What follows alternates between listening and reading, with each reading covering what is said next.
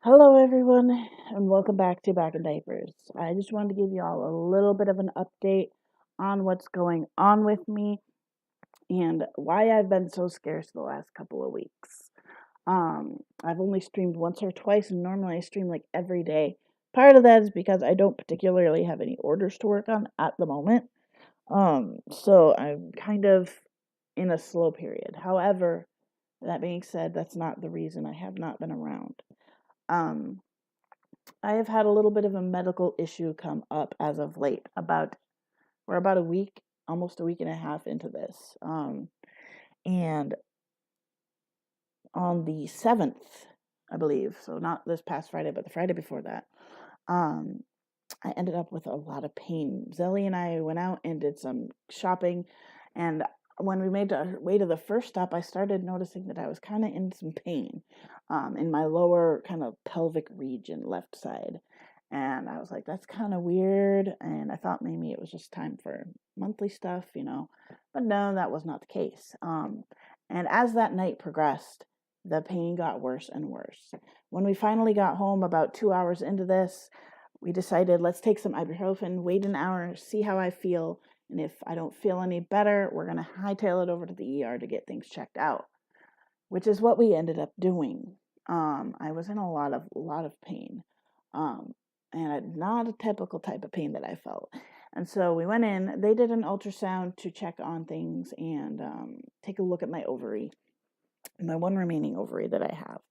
And they found out that I haven't had an ultrasound in about 3 years. The last one was in 2015. And they said at that point, my ovary was about 3 centimeters, which is, pretty small. It's about a little over an little over an inch. And since then, my ovary has doubled in size. It is now 6 centimeters. Ovaries are supposed to be about the size of a walnut. However, right now, mine is about double the size it should be. So that's not great. And the reason for that is because I have ovarian cysts. Back in 2010 or 2011, I was diagnosed with polycystic ovarian syndrome. Um, Actually, it was before that because my last surgery was in 2011. Um, and they discovered this during my spleen surgery, and my doctor was kind of shocked at how my ovaries looked, and he called in an OBGYN, and I was diagnosed with polycystic ovarian syndrome. From that time on, I've been on things like birth controls to help limit the ovulation period. Because as you ovulate and your body releases those follicles, they'll turn into eggs. In my case, they turn into cysts. And it ended up that a year later, I had a cyst so massive that it was the size of a grapefruit, and it had overtaken my ovary and had gone from cyst to tumor. And it was not a cancerous tumor, thankfully, but they did have to remove my ovary. So when this started happening, I got a little bit worried about what's going on. And when we went in, the doctor that saw me in the ER kind of said what they think is going on is intermittent torsion. Basically, when your ovary, she said, think of it as a sock, and your ovary is like a potato. You put the potato in the sock, and it just starts to spin if it's heavy enough. And she said basically what she thinks is happening is my cysts have caused my ovary to get big, and it's causing the ovary to twist intermittently, causing the blood flow to be cut off intermittently. They did not see a sign of this on any ultrasound. They're still seeing perfect blood flow to my ovary, which is a great sign. That means I don't have tissue dying inside my body right now. They sent me home with some pain medication, which did not work. And the next night we ended up in the ER again because I was in so much pain and we weren't able to manage the pain. So they dosed me up pretty good on IV pain medication and sent me home with a different pain medication. This pain medication did a little bit better of a job, but we still weren't being able to get a handle on the pain itself. So on Monday, when they had me go in and see the OBGYN, she did an ultrasound both internally and externally, and blood flow is still fine. So she said, what we can do is either you can go home and continue on the course you're going on, or we can admit you for 24 hours and get your pain level under control. And that is what I opted to do because I was in so much pain that I was walking bent over halfway. I couldn't even stand up straight. It hurt so bad. So I was admitted for 24 hours, and they had me on round the clock pain medication. Um, they had me on round the clock ibuprofen and Tylenol, and as well as some things to help with like my acid reflux and things like that. And then also I was able to get IV pain medication. And we did have to tweak the IV pain medication to the point of I was literally getting a small dose every hour to every half an hour. I was allowed to have it every 30 minutes. However, I stuck with the hour to 2 hours mostly, just to keep that pain level, get it under control to the point where I could go home. So that is what we did. And I have been home since Tuesday, so a week ago today. And we are sort of managing the pain at home. I am on round the clock narcotic pain medication, which I do not like. It is really hindering my thought processes and all that. I don't like it at all. But also, we're still having issues. I'm noticing, like, if I'm sitting up like I'm doing right now, which I'm only going to be doing for the duration of this video, if I'm sitting up for long periods of time at all or walking around, I am getting really nauseous and vomiting and dizzy.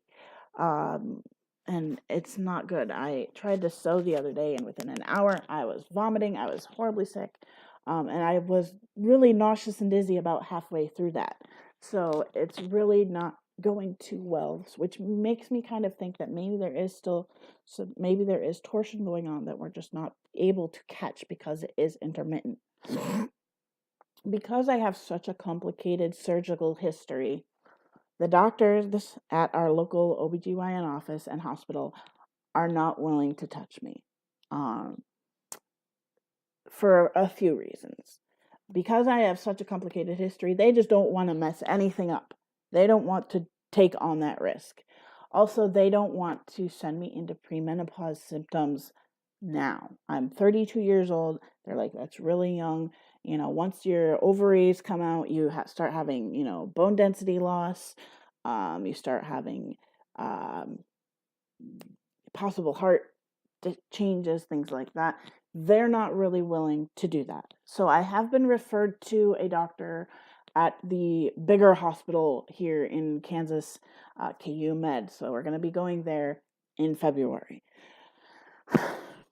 I have about 3 days left of pain medication. Actually, I think it's 2 days left of pain medication, not including today, so technically 3. So we're going to have to figure out how I'm going to manage until we can get to the OBGYN out in Kansas City. Hopefully they'll be a little more apt to deal with me. At this point, I'm ready to just get everything taken out, total hysterectomy, everything, because I'm so tired of the extremely rough periods that really take it out of me for 2 weeks every month. There's a week of me literally being on the couch because I'm in so much pain. Then there's a week of kind of not feeling great, recovery type thing. And then I only have 2 good weeks out of the month.